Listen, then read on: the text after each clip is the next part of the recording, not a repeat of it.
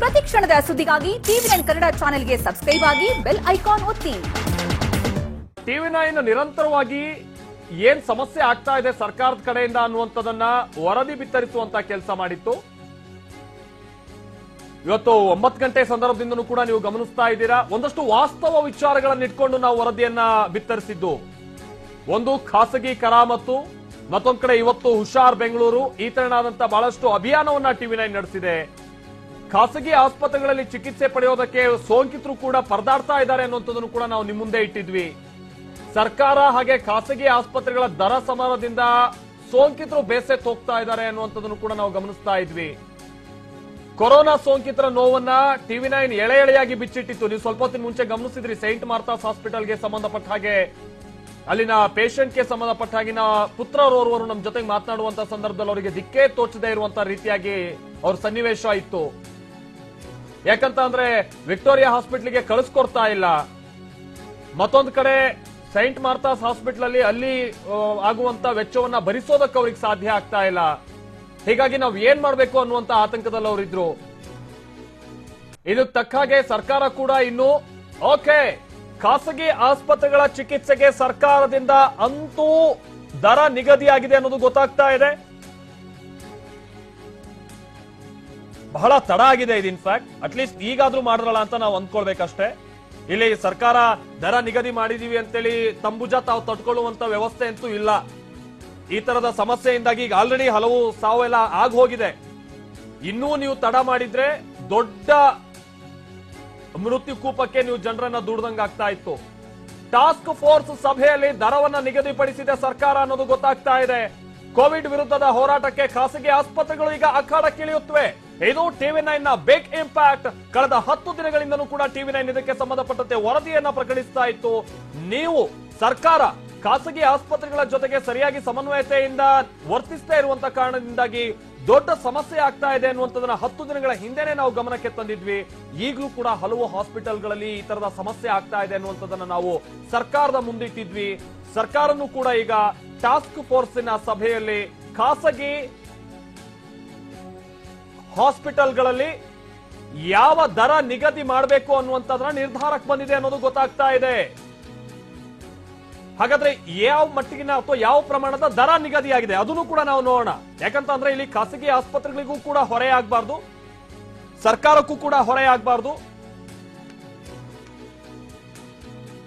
ಬಹಳ ಅತಿ ಮುಖ್ಯ. ಆಮೇಲೆ ಈಗ ಸುದ್ದಿ ಪ್ರಕಟ ಆಗ್ತಾ ಇದೆಯಲ್ಲ, ಇದು ಪ್ರತಿಯೋರ್ವ ಸಾಮಾನ್ಯ ವ್ಯಕ್ತಿಯ ಮೇಲೂ ಕೂಡ ಪರಿಣಾಮ ಬೀರಬಹುದಾದಂತ ನಿರ್ಧಾರ ಇದು ಸರ್ಕಾರ ತೆಗೆದುಕೊಂಡಿರುವಂತದ್ದು. ಯಾಕಂತ ಅಂದ್ರೆ ಈಗ ಶ್ರೀಮಂತರಿಗೆ ಏನ್ ಸಮಸ್ಯೆ ಇಲ್ಲ, ಸಮಸ್ಯೆ ಆಗ್ತಾ ಇದ್ದಿದೆ ಬಡವರಿಗೀಗ. ಬಡವರ ಕಾಳಜಿ ಸರ್ಕಾರಕ್ಕೆ ಎಷ್ಟಿದೆ ಅನ್ನುವಂಥದ್ದೇ ಟಿವಿ9 ಮಾಡ್ತಾ ಇದ್ದಂತ ಪ್ರಶ್ನೆ ಆಗಿತ್ತು.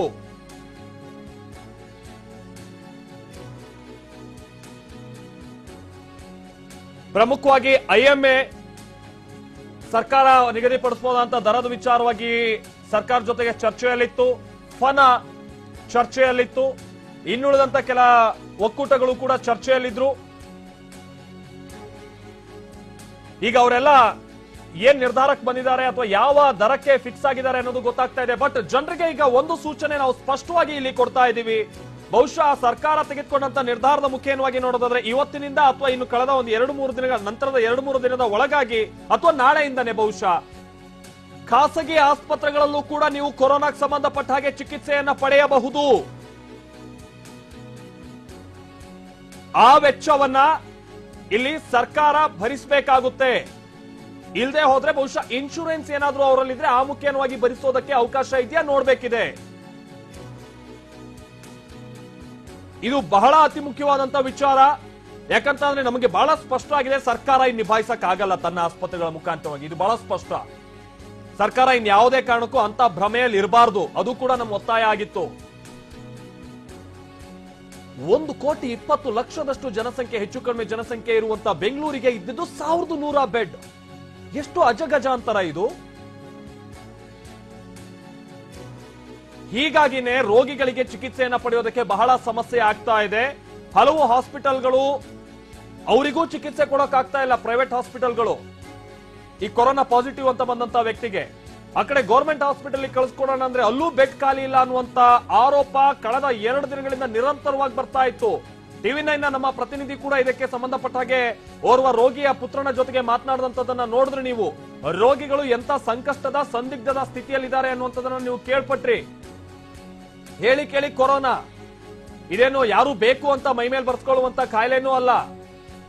ಆದ್ರೆ ಮೈಮೇಲ್ ಬಂದಂತ ಸಂದರ್ಭದಲ್ಲಿ ಲಕ್ಷಾಂತರ ರೂಪಾಯಿ ವ್ಯಯಿಸಬೇಕಾದಂತ ಕಾಯಿಲೆ ಆಗಿತ್ತು.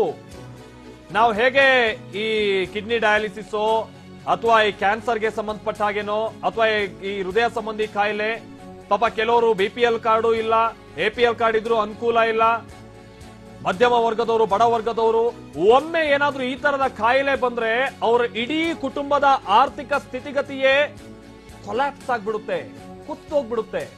ಅದೇ ತೆರನಾದಂತ ಸಮಸ್ಯೆ ಈ ಕೊರೋನಾದು ಕೂಡ ಹೌದು. ಒಮ್ಮೆ ಯಾರಾದ್ರೂ ವ್ಯಕ್ತಿಗೆ ಕೊರೋನಾ ಬಂದು ಗೌರ್ಮೆಂಟ್ ಹಾಸ್ಪಿಟಲ್ ಅಲ್ಲಿ ಬೆಡ್ ಇಲ್ಲ ಅಂತೇಳಿ ಆತ ಏನಾದ್ರೂ ಖಾಸಗಿ ಹಾಸ್ಪಿಟಲ್ಗೆ ಆತ ದಾಖಲಾಗಿ ಅಲ್ಲಿ ಏನಾದ್ರೂ ಆತ ಫಿಕ್ಸ್ ಮಾಡುವಂತ ದರವನ್ನ ಕೊಡ್ಬೇಕಾದಂತ ಸ್ಥಿತಿ ಬಂದ್ರೆ ಅದರಲ್ಲೂ ಮಧ್ಯಮ ವರ್ಗ ಹಾಗೆ ಬಡ ವರ್ಗದ ಜನರಿಗೆ ದೊಡ್ಡ ಆಘಾತ ಇದು. ಅವ್ರ ಇಡೀ ಕುಟುಂಬದ ಆರ್ಥಿಕ ಸ್ಥಿತಿಯೇ ಕೊಲ್ಯಾಪ್ಸ್ ಆಗಿ ಹೋಗುವಂತ ಸನ್ನಿವೇಶ ಅದು ಕೊರೋನಾ ಚಿಕಿತ್ಸೆ ಪಡೆಯುವಂತದ್ದು. ಅವ್ರೊಬ್ರಿಗಾದ್ರೆ ಓಕೆ, ಯಾರಿಗ್ ಗೊತ್ತು ಕೂಡ್ಲೆ ಅವರ ಇಡೀ ನಿವಾಸದಲ್ಲಿರುವಂತ ಮನೆ ಮಂದಿಗೂ ಕೂಡ ಈ ಸೋಂಕು ತಗುಲ್ಬಿಡುತ್ತೆ. ಹೀಗಾಗಿ ಒಂದಲ್ಲ 4 ಮಂದಿಯ ಚಿಕಿತ್ಸೆಯನ್ನ ಕೊಡಿಸ್ಬೇಕಂತ ಅನಿವಾರ್ಯತೆ ಬಂದ್ಬಿಡುತ್ತೆ. 10 ಲಕ್ಷಕ್ಕೂ ಮೀರಿ ಆತ ಹಾಸ್ಪಿಟಲ್ ದರವನ್ನ ಕಟ್ಟಬೇಕಾಗ್ತಿತ್ತು ಅನಿವಾರ್ಯವಾಗಿ. ಇದನ್ನೇ ಇಲ್ಲಿ ಟಿವಿ9 ಪ್ರಶ್ನೆ ಮಾಡ್ತಾ ಇತ್ತು. ಇಬ್ಬರ ಜಗಳದಲ್ಲಿ ಬಡ ರೋಗಿಗಳು ಸಾಯ್ಬೇಕಾ ಅಂತ ಪದೇ ನಾವು ಸರ್ಕಾರವನ್ನ ಪ್ರಶ್ನೆ ಮಾಡ್ತಾ ಇದ್ವಿ. ಬಡ ರೋಗಿಗಳ ಜೀವ ಉಳಿಸೋದಕ್ಕೆ ಶೀಘ್ರವೇ ನೀವು ನಿರ್ಧಾರಕ್ಕೆ ಬರಬೇಕು ಅಂತೇಳಿ ಟಿವಿ9 ಒತ್ತಾಯ ಮಾಡ್ತಾ ಇತ್ತು. ಶೀಘ್ರದಲ್ಲೇ ರಾಜ್ಯ ಸರ್ಕಾರದಿಂದ ಒಂದು ಅಧಿಕೃತ ಆದೇಶವೂ ಕೂಡ ಪ್ರಕಟ ಆಗುತ್ತೆ ಅನ್ನೋದು ಗೊತ್ತಾಗ್ತಾ ಇದೆ. ಯಾಕಂತಂದ್ರೆ ಈ ಆದೇಶಕ್ಕೂ ಪೂರ್ವಭಾವಿಯಾಗಿ ಟಾಸ್ಕ್ ಫೋರ್ಸ್ ಸಭೆಯಲ್ಲಿ ದರ ನಿಗದಿ ಆಗಿದೆ ಅನ್ನೋದು ಗೊತ್ತಾಗ್ತಾ ಇದೆ. ನಮ್ಮ ಜೊತೆಗೆ ಡಾಕ್ಟರ್ ಚೇತನ್ ಅವರು ಕೂಡ ಇದ್ದಾರೆ, ಚಂದ್ರಶೇಖರ್ ಅವರು ಕೂಡ ಇದ್ದಾರೆ. ನೋಡೋಣ ನಿಗದಿಪಡಿಸಿರುವಂತ ದರ ಅವರಿಗೆ ಯಾವ ಮಟ್ಟಿಗೆ ಸಮಾಧಾನ ತರಿಸಿದೆ. ಒಂದು ಹಾಸ್ಪಿಟಲ್ ನ ವಿಚಾರವಾಗಿ ಅವ್ರ ಖರ್ಚು ವೆಚ್ಚವನ್ನ ನಿಭಾಯಿಸೋದಕ್ಕೆ ಈ ದರ ಅನುಕೂಲ ಆಗುತ್ತಾ, ಆಮೇಲೆ ಜನಸಾಮಾನ್ಯರ ವಿಚಾರವಾಗಿಯೂ ಕೂಡ ನಾವು ನೋಡ್ಬೇಕಾಗುತ್ತಲ್ವಾ. ಯಾಕಂತಂದ್ರೆ ಇದು ಬಹಳ ಬರ್ಡನ್ ಆಗ್ಬಿಡುವಂತ ಚಾನ್ಸಸ್ಗಳು ಕೂಡ ಇರುತ್ತೆ ಬಹಳ ಮಂದಿಗೆ. ಬಟ್ ಈಗಿನ ಸದ್ಯದ ಮಟ್ಟಿಗೆ ಏನು ಅಂತಂದ್ರೆ ಅವ್ರ ಕೈಯಿಂದ ಕಟ್ಟಬೇಕಾದಂತ ಅನಿವಾರ್ಯತೆ ಬಹುಶಃ ಇಲ್ಲ, ಸರ್ಕಾರವೇ ಕಟ್ಟುವಂತ ಅವಶ್ಯಕತೆ ಇದೆ. ಬಟ್ ಮುಂದಿನ ದಿನಗಳಲ್ಲಿ ಗೊತ್ತಿಲ್ಲ, ಬಹುಶಃ ಏನಾದ್ರೂ ಇನ್ಶೂರೆನ್ಸ್ ಯಾರಾದ್ರೂ ಹೋಲ್ಡರ್ಸ್ ಇದ್ರೆ ಅವರು ಇನ್ಶೂರೆನ್ಸ್ ಮುಖೇನವಾಗಿ ಕ್ಲೈಮ್ ಮಾಡ್ಕೊಳ್ಳಿ ಅನ್ನುವಂತ ಸೂಚನೆ ಬಹುಶಃ ಬಂದ್ರೂ ಬರ್ಬೋದು, ಹೇಳಂಗಿಲ್ಲ. ಯಾಕಂತಂದ್ರೆ ಮುಂದೆ ಯಾವ ಸ್ಥಿತಿಗೆ ಹೋಗ್ತೀವಿ ಅನ್ನುವಂಥದ್ದು ನಾವು ಊಹೆನೂ ಕೂಡ ಮಾಡಕ್ಕಾಗಲ್ಲ. ಇನ್ನೂ ಒಂದು 2-3 ತಿಂಗಳು, ಬಹಳ ಏನು ವರ್ಷಾನ್ಗಟ್ಲೆ ಕಾಯೋದ್ ಬೇಡ, ಇನ್ನೂ 2-3 ತಿಂಗಳಲ್ಲಿ ಯಾವ ಸ್ಥಿತಿ ಬೇಕಾದ್ರೂ ಬರ್ಬೋದು. ಅಂತ ಟೈಮ್ನಲ್ಲೂ ಬಹಳ ಬರ್ಡನ್ ಆಗುತ್ತಾ ನಾವು ನೋಡ್ಬೇಕು. ಯಾಕಂದ್ರೆ ಸೇಂಟ್ ಮಾರ್ತಾಸ್ ಹಾಸ್ಪಿಟಲ್ ನಲ್ಲಿ ಅಡ್ಮಿಟ್ ಆಗಿರುವಂತ ರೋಗಿಗೆ ಅದೇ ಮಾತನ್ನ ಹೇಳ್ತಾ ಇದ್ರಂತೆ ಹಾಸ್ಪಿಟಲ್ನವರು, ನೀವು ಇನ್ಶೂರೆನ್ಸ್ ಅಲ್ಲಿ ಕ್ಲೈಮ್ ಮಾಡ್ಕೊಳ್ಳಿ, ನಿಮ್ಮ ಹತ್ರ ಹೆಂಗಿದ್ರು ಇನ್ಶೂರೆನ್ಸ್ ಇದೆಯಲ್ಲ, ಒಂದು 50% ಕ್ಲೈಮ್ ಆಗುತ್ತೆ, ಇನ್ನೊಂದು 50% ನೀವು ಕಟ್ಟಿ ಅಂತ. ಆ 50% 100-200 ಸಾವಿರಾರು ರೂಪಾಯಿ, ಲಕ್ಷಾಂತರ ರೂಪಾಯಿ ಆಗುತ್ತೆ. ಅದೇ 50% ಓರ್ವ ವ್ಯಕ್ತಿಗೆ 3 ಲಕ್ಷ ರೂಪಾಯಿ ಏನಾದ್ರೂ ಬಿಲ್ ಆದ್ರೆ 1,50,000 ರೂಪಾಯಿ ಇನ್ಶೂರೆನ್ಸ್ ಇಂದ ಕ್ಲೈಮ್ ಆಗುತ್ತೆ, ಉಳಿದಂತ 1.5 ಲಕ್ಷ ರೂಪಾಯಿ ಅವ್ನು ಕಟ್ಬೇಕಾಗುತ್ತೆ. ಎಂತ ದುಸ್ಥಿತಿ ಇದು. ಹೀಗಾಗಿನೇ ನಾವು ನಿರಂತರವಾಗಿ ಸರ್ಕಾರವನ್ನ ಎಚ್ಚರಿಸುವಂತ ಪ್ರಯತ್ನವನ್ನ ಮಾಡ್ತಾ ಇದ್ವಿ. ಅಂತೂ ಸರ್ಕಾರದಿಂದ ದರ ನಿಗದಿಯಾಗಿದೆ ಅನ್ನೋದು ನಮ್ಗೆ ಗೊತ್ತಾಗ್ತಾ ಇದೆ. ಆ ದರ ಎಷ್ಟು ಪ್ರಮಾಣದಲ್ಲಿ ನಿಗದಿ ಆಗಿದೆ ಅನ್ನುವಂಥದ್ದು ಕೂಡ ನಮ್ಗೆ ಗೊತ್ತಾಗ್ತಾ ಇದೆ. ಬಹಳ ಸಾಮಾನ್ಯ ಜನಕ್ಕೂ ಕೂಡ ಒಂದು ಕುತೂಹಲ ಇದ್ದೇ ಇರುತ್ತೆ. ನಾವು ತೆಗೆದುಕೊಳ್ಳುವಂತ ಚಿಕಿತ್ಸೆಗೆ ಕೊರೋನಾಗೆ ಸಂಬಂಧಪಟ್ಟಂತೆ ಸರ್ಕಾರ ಎಷ್ಟು ಭರಿಸ್ತಾ ಇದೆ, ಖಾಸಗಿ ಹಾಸ್ಪಿಟಲ್ಗಳು ಎಷ್ಟು ಚಾರ್ಜ್ ಅನ್ನ ಮಾಡ್ತಾ ಇದ್ದಾರೆ ಅಂತ, ಅದಕ್ಕೆ ಸಂಬಂಧಪಟ್ಟ ಹಾಗೇನು ಕೂಡ ನಾವು ನಿಮ್ಗೆ ಡೀಟೇಲ್ಸ್ ಅನ್ನ ಕೊಡ್ತಾ ಹೋಗ್ತೀವಿ. ಯಾಕಂತಾರೆ ನಮ್ಮ ಬಳಿ ಈಗ ಆ ಡೀಟೇಲ್ಸ್ ಕೂಡ ಲಭ್ಯ ಆಗಿದೆ. ಇದು ನಿಮ್ಮ ಟಿವಿ9 ಬಿಗ್ ಇಂಪ್ಯಾಕ್ಟ್ ವರದಿ ಪ್ರಸಾರ. ಬಹಳ ನಾವು ಮೊನ್ನೆ 10 ದಿವಸದಿಂದ ಸಾಮಾನ್ಯ ಜನ, ಅದರಲ್ಲೂ ಕೂಡ ಮಧ್ಯಮ ವರ್ಗ ಹಾಗೆ ಬಡ ಜನರನ್ನ ದೃಷ್ಟಿಯಲ್ಲಿಟ್ಕೊಂಡು ನಾವು ಪದೇ ಸರ್ಕಾರವನ್ನ ಪ್ರಶ್ನೆ ಮಾಡ್ತಾ ಇದ್ವಿ. ಈಗ ಖಾಸಗಿ ಆಸ್ಪತ್ರೆಗಳಲ್ಲಿ ಕೊರೋನಾ ಚಿಕಿತ್ಸೆಗೆ ದರ ನಿಗದಿಯಾಗಿದೆ ಅನ್ನೋದು ಗೊತ್ತಾಗ್ತಾ ಇದೆ. ಆಮೇಲೆ ಇನ್ನೊಂದು ವಿಚಾರ ಏನಾದ್ರು ನಿಮ್ ತಲೆಯಲ್ಲಿದ್ರೆ ಅದನ್ನ ತೆಗೆದಾಕ್ಬಿಡಿ. ಅಂದ್ರೆ ಖಾಸಗಿ ಹಾಸ್ಪಿಟಲ್ಗಳಿಗೆ ಯಾಕೆ ಬೇಕಿತ್ತು, ಗೌರ್ಮೆಂಟ್ ಹಾಸ್ಪಿಟಲ್ ಅಲ್ಲೇ ನಿಭಾಯಿಸಬಹುದಿತ್ತು, ಖಾಸಗಿ ಹಾಸ್ಪಿಟಲ್ ಅಲ್ಲಿ ಸುಮ್ನೆ ಅವರು ದುಡ್ಡು ಮಾಡ್ಕೊಳ್ತಾರೆ ಅಂತ. ಇನ್ನು ಗೌರ್ಮೆಂಟ್ ಹಾಸ್ಪಿಟಲ್ಗಳು ನಿಭಾಯಿಸುವಂತ ಸ್ಥಿತಿಯಲ್ಲಿಲ್ಲ. ಖಾಸಗಿ ಆಸ್ಪತ್ರೆಗಳ ಪಾಲುದಾರಿಕೆ ಇದರಲ್ಲಿ ಅನಿವಾರ್ಯ. ಒಂದು ದಿನ ಜನರಲ್ ವಾರ್ಡ್ ನಲ್ಲಿ ಚಿಕಿತ್ಸೆಗೆ 5,200 ರೂಪಾಯಿ. ಒಂದು ದಿನ ಜನರಲ್ ವಾರ್ಡ್ ನಲ್ಲಿ ವಿತ್ ಆಕ್ಸಿಜನ್ ಸಪೋರ್ಟ್ ನಿಮ್ಗೆ ಬೇಕಾಯ್ತು ಅಂತ ಅಂದ್ರೆ 7,500 ರೂಪಾಯಿ. ಒಂದು ದಿನದ ಐಸೋಲೇಷನ್ ವಾರ್ಡ್ ನ ಚಾರ್ಜ್ 8,500 ರೂಪಾಯಿ. ಅಥವಾ ಇದು ಐಸಿಯು ಸಂಬಂಧಪಟ್ಟಾಗಿದೆ ಅಲ್ಲ? ಹೌದು. ಐಸಿಯು ವಿತ್ ಏನಾದ್ರೂ ವೆಂಟಿಲೇಟರ್ ಬೇಕಾದ್ರೆ 12,000 ರೂಪಾಯಿ ಅನ್ನೋದು ಗೊತ್ತಾಗ್ತದೆ. ಬಹುಶಃ ಇದು ಮುಂಚೆ 10,000 ರೂಪಾಯಿಲಿ ನಿಗದಿ ಆಗ್ಬೋದು ಅಂತ ಇತ್ತು, 12,000 ರೂಪಾಯಿ ಹೋಗಿದೆ. ಓಕೆ, ದರ ಚಾರ್ಜಸ್ ನಿಮ್ಗೆ ಗೊತ್ತಾಗ್ತಾ ಇದೆ. ಸರ್ಕಾರಿ ಆಸ್ಪತ್ರೆಗಳಿಂದ ಬರುವಂತ ಸ್ವಾಬ್ ಟೆಸ್ಟ್ಗೆ 2,600 ರೂಪಾಯಿ ಚಾರ್ಜ್ ಮಾಡ್ತಾರಂತೆ ಖಾಸಗಿ ಹಾಸ್ಪಿಟಲ್ನವರು. ಇಲ್ಲಿ ತನಕ ಸುಮಾರು 4,500 ರೂಪಾಯಿಗಿಂತ ಮೀರ್ ಹೋಗಿದ್ದನ್ನು ಆರಂಭಿಕ ಅಂತ ನಾವು ನೋಡಿದ್ವಿ. ಆಮೇಲೆ ಸುಪ್ರೀಂ ಕೋರ್ಟ್ ಕೂಡ ಒಂದಷ್ಟು ಹಾಸ್ಪಿಟಲ್ಗಳಿಗೆಲ್ಲ ಡೆಲ್ಲಿ ಮಟ್ಟದಲ್ಲೆಲ್ಲ ಸೂಚನೆ ಕೊಟ್ಟಿತ್ತು. ಇಲ್ಲೂ ಕೂಡ ನಾವು ಅದನ್ನು ಅನ್ವಯಿಸಿಕೊಳ್ಳೋಕೆ ಸಾಧ್ಯ ಆಯಿತು. ಗಂಟಲು ದ್ರವ ಪರೀಕ್ಷೆಗೆ 2,600 ರೂಪಾಯಿ ನಿಗದಿ ಮಾಡಲಾಗಿದೆ. ಒಂದು ದಿನ ಜನರಲ್ ವಾರ್ಡ್ ನಲ್ಲಿ ಏನಾದ್ರೂ ನಿಮ್ಗೆ ಚಿಕಿತ್ಸೆ, ಜನರಲ್ ವಾರ್ಡ್ ಅಂತ ಅಂದ್ರೆ ಇಲ್ಲಿ ಅವ್ರೇನ್ ಬಹಳ ರೋಗಿನ ಕಾಯಿಲೆ ಪ್ರಮಾಣ ಹೆಚ್ಚಾಗಿಲ್ಲ ಅಂತ ನಾವು ಅಂದ್ಕೊಳ್ಬಹುದು. ಮೈಲ್ಡ್ ಕೇಸಸ್ ಅಲ್ವಾ ಡಾಕ್ಟರ್? ಮೈಲ್ಡ್ ಕೇಸಸ್ ಅಂದ್ರೆ ಬೆಡ್ ಅಲ್ಲಿ, ಜನರಲ್ ವಾರ್ಡ್ ಬೆಡ್ ಅಲ್ಲೇ ಅವ್ರಿಗೆ ಸಾಕು. ಅದಕ್ಕೆ ನೀವು 5,200 ರೂಪಾಯಿ ಕಟ್ಟಬೇಕಾಗುತ್ತೆ ಅಂದ್ರೆ ಸರ್ಕಾರ. ಜನರಲ್ ವಾರ್ಡ್ ಅಲ್ಲಿ ಏನಾದ್ರು ಆಕ್ಸಿಜನ್ ಸಪೋರ್ಟ್ ಅವರಿಗೆ ಬೇಕಾಯ್ತು ಅಂತಾನೆ ಸ್ವಲ್ಪ ಕೇಸ್ ಕ್ರಿಟಿಕಲ್ ಆಗಿದೆ ಅಂತ ನಾವು ತಿಳ್ಕೊಳ್ಬೇಕಾಗುತ್ತೆ. ಅದಕ್ಕೆ 7,500 ರೂಪಾಯಿ ಅವ್ರು ಕೊಡ್ಬೇಕಾಗುತ್ತೆ. ಅದಕ್ಕಿಂತ ಸ್ವಲ್ಪ ಕ್ರಿಟಿಕಲ್ ಆಗಿ ಇಲ್ಲ ಇವರಿಗೆ ಐಸಿಯು ವ್ಯವಸ್ಥೆ ಬೇಕು ಅಂತ ಇದ್ರೆ 8,500 ರೂಪಾಯಿ. ಐಸಿಯು ನಲ್ಲಿ ವಿತ್ ವೆಂಟಿಲೇಟರ್ ಸಪೋರ್ಟ್ ಬೇಕು ಅಂತ ಅಂದ್ರೆ 12,000 ರೂಪಾಯಿ ಕಟ್ಟಬೇಕಾಗುತ್ತೆ ಸರ್ಕಾರ ಒಂದು ದಿನಕ್ಕೆ. ಇನ್ನೊಂದು ವಿಚಾರ ಅಂತ ಅಂದ್ರೆ ಬಹುಶಃ ಸರ್ಕಾರ ಈಗಿದ್ದಂತ 3 ತಿಂಗಳ ಅವಧಿಯಲ್ಲಿ ಅಕಸ್ಮಾತ್ ಒಳ್ಳೆ ರೀತಿಯಲ್ಲಿ ವೆಂಟಿಲೇಟರ್ ಗಳನ್ನ ಖರೀದಿ ಮಾಡಿಕೊಂಡು ಅದಕ್ಕೆ ಸಂಬಂಧಪಟ್ಟ ಹಾಗಿನ ಸ್ಟಾಫ್ ಆಮೇಲೆ ವ್ಯವಸ್ಥೆಯನ್ನೆಲ್ಲ ಮಾಡ್ಕೊಂಡಿದ್ರೆ ಈ 12,000 ರೂಪಾಯಿ ಪೇ ಮಾಡಬೇಕಾದಂತ ಅನಿವಾರ್ಯ ಸ್ಥಿತಿಗೆ ಸರ್ಕಾರ ಬರ್ತಾ ಇರಲಿಲ್ಲ ಬಹುತೇಕವಾಗಿ. ಬೆಡ್ಗಳ ವ್ಯವಸ್ಥೆ ಕೂಡ ಚೆನ್ನಾಗಿ, ವೆಂಟಿಲೇಟರ್ ವ್ಯವಸ್ಥೆ ಚೆನ್ನಾಗಿದ್ರೆ. ಬಟ್ ನಮ್ಮಲ್ಲಿ ಅದಿಲ್ವೇ ಆ ವ್ಯವಸ್ಥೆ. ಇನ್ನು ಆರ್ಡರ್ ಕೊಡೋಕೆ ನಮಗ್ ಸಾಧ್ಯ ಆಗಿಲ್ಲ. ಕೊಟ್ಟಂತ ಆರ್ಡರ್ ನೋಡ್ರೆ ಸೆಕೆಂಡ್ ಹ್ಯಾಂಡ್ ವೆಂಟಿಲೇಟರ್ ನ ಕಳಿಸ್ಬಿಟ್ಟಿದ್ದಾರೆ ಅಂತ ಅದು ಬೇರೆ ದೊಡ್ಡ ಗೊಂದಲ ಆಗಿ ಮತ್ತು ವಾಪಸ್ ಕೊಟ್ಟಿದ್ದಾರೆ. ಅದು ಒಳ್ಳೆ ಕೆಲಸನೇ ಬಿಡಿ. ಯಾಕಂತಂದ್ರೆ ಇಂಥ ತುರ್ತು ಸಂದರ್ಭದಲ್ಲೂ ಕೂಡ ಸೆಕೆಂಡ್ ಹ್ಯಾಂಡ್ ಅಥವಾ ಬಳಸಿದಂತ ವೆಂಟಿಲೇಟರ್ ಗಳನ್ನ ಕಳಿಸಿ ನಾವು ಅದನ್ನೇ ಉಪಯೋಗ ಮಾಡ್ಕೊಂಡು ಅದನ್ನ ಟ್ರಯಲ್ ಅಂಡ್ ಎರರ್ ರೀತಿಯಾಗೋ ಅಥವಾ ಆ ಕಂಡೀಷನ್ ಇರುವಂತ ರೋಗಿ ಮೇಲೆ ಪ್ರಯೋಗ ಮಾಡಕ್ ಆಗಲ್ಲ. ಒಳ್ಳೆ ಕೆಲಸನೇ ಅದು, ವಾಪಸ್ ಕಳಿಸಿದ್ರು. ಬಟ್ 3 ತಿಂಗಳ ಅವಧಿಯಲ್ಲಿ ನಾವು ಎಚ್ಚೆತ್ಕೊಂಡಿರ್ಲಿಲ್ಲ, ಅದು ಸ್ಪಷ್ಟ. ಹೀಗಾಗಿನೇ ನಾವು ಖಾಸಗಿ ಆಸ್ಪತ್ರೆ ಮೇಲೆ ಈಗ ಡಿಪೆಂಡ್ ಆಗ್ಬೇಕಂತ ಅನಿವಾರ್ಯತೆ ಬಂದಿದೆ, ಅದು ಸ್ಪಷ್ಟ. ಈಗ ದರ ನಿಗದಿಯೂ ಕೂಡ ಬಹಳ ಸ್ಪಷ್ಟ. ಹೀಗಾಗಿ ಮುಂದಿನ ದಿನಗಳಲ್ಲಿ ಚಿಕಿತ್ಸೆಯ ರೀತಿ ನೀತಿಗಳು ಹೇಗಿರುತ್ತವೆ ಅನ್ನುವಂಥದ್ದು ಕೂಡ ಒಂದು ಹಂತದ ಸ್ಪಷ್ಟತೆ ನಮ್ಗೆ ಇಲ್ಲಿ ಸಿಗ್ತಾ ಇದೆ. ಬಹುಶಃ ಇದು ರಾಜ್ಯದಲ್ಲಿ ಕೊರೋನಾ ಸ್ಥಿತಿಯನ್ನ ನಿಭಾಯಿಸುವಂತ ನಿಟ್ಟಿನಲ್ಲಿ ನಮ್ಮ ಸಮಾಜದಲ್ಲಿರುವಂತ ಬಡ ಜನರು, ಮಧ್ಯಮ ವರ್ಗಕ್ಕೆ ಸಂಬಂಧಪಟ್ಟಂತ ರೋಗಿಗಳು ಅವ್ರನ್ನ ಕೊರೋನಾದಿಂದ ನಾವು ಮುಕ್ತಗೊಳಿಸಬೇಕಾದಂತ ಸಂದರ್ಭದಲ್ಲಿ ಅವರಿಗೆ ಯಾವುದೇ ತರಹದಂತ ಆರ್ಥಿಕ ಹೊಡೆತ ಇಲ್ಲದೆ ಇರುವಂತ ರೀತಿಯಾಗಿ ಮುಕ್ತಗೊಳಿಸಬೇಕಾಗಿರುವಂತ ನಿಟ್ಟಿನಲ್ಲಿ ಸರ್ಕಾರ ತೆಗೆದುಕೊಂಡಿರುವಂತ ಬಹಳ ಬಹಳ ದೊಡ್ಡ ನಿರ್ಧಾರ, ಸ್ವಲ್ಪ ತಡವಾಗಿ ತೆಗೆದುಕೊಂಡಿರುವಂತ ನಿರ್ಧಾರ. ಡಾಕ್ಟರ್ ಚೇತನ್ ಅವರೇ, ಬಹುಶಃ ನಾವು ಗಮನಿಸಿದ್ವಿ ಫೆಮಾ ಜೊತೆಗೆ ಫನಾ ಜೊತೆಗೆ ಇನ್ನೊಂದಷ್ಟು ಒಕ್ಕೂಟಗಳು ಕೊಟ್ಟಿರುವಂತ ದರವನ್ನ. ಸೊ ಬಹುತೇಕ ಅದೇ ದರ ಈಗ ನಿಗದಿ ಆದಂತೆ ಕಂಡು ಬರ್ತಾ ಇದೆ ಫನಾ. ಎಸ್, ದರದಲ್ಲಿ ಇದಾಗಿದೆ. ಸೊ ಇನ್ನೇನ್ ಮತ್ತೇನ್ ಕನ್ಫ್ಯೂಷನ್ ಇರಬಾರ್ದು ಅಷ್ಟೇ. ನಾನು ಅವಾಗಲೇ ಹೇಳಿದಾಗ ಇವನ್ ಒಬ್ಬ ಆಂಬ್ಯುಲೆನ್ಸ್ ಡ್ರೈವರ್ಗೂ ಕ್ಲಿಯರ್ ಕಟ್ ಐಡಿಯಾ ಇರಬೇಕು. ಎಕ್ಸಾಕ್ಟ್ಲಿ ಎಲ್ಲಿ ಹೋಗ್ಬೇಕು, ಪೇಷಂಟ್ ಎಲ್ಲಿ ಕರ್ಕೊಂಡು ಹೋಗ್ಬೇಕು, ಹೌದು, ಎಲ್ಲಿ ಅಡ್ಮಿಟ್ ಮಾಡಬೇಕು, ಎಲ್ಲಿ ಬೆಡ್ಸ್ ಇದೆ, ಎಲ್ಲಿಲ್ಲ. ಸೊ ಈ ತರ APL BPL ಪೇಷಂಟ್ಸ್ಗೆ ಎಲ್ಲಿ, ಹೌದು, ಆರೋಗ್ಯ ಕರ್ನಾಟಕ ಕಾರ್ಡ್ ಇರೋರು ಎಲ್ಲಿ ಹೋಗ್ಬೇಕು, ಹೌದು, ಮಿಡಲ್ ಕ್ಲಾಸ್ ಮತ್ತೆ ಹಣವಂತರು ಅವ್ರಿಗೆ ಯಾವ ತರ ಇದು. ಸೊ ಎಲ್ಲಾನು ಕ್ಲಿಯರ್ ಕಟ್ ಆಗಿರ್ಬೇಕು. ಸೊ ಕನ್ಫ್ಯೂಷನ್ ಇರಬಾರ್ದು.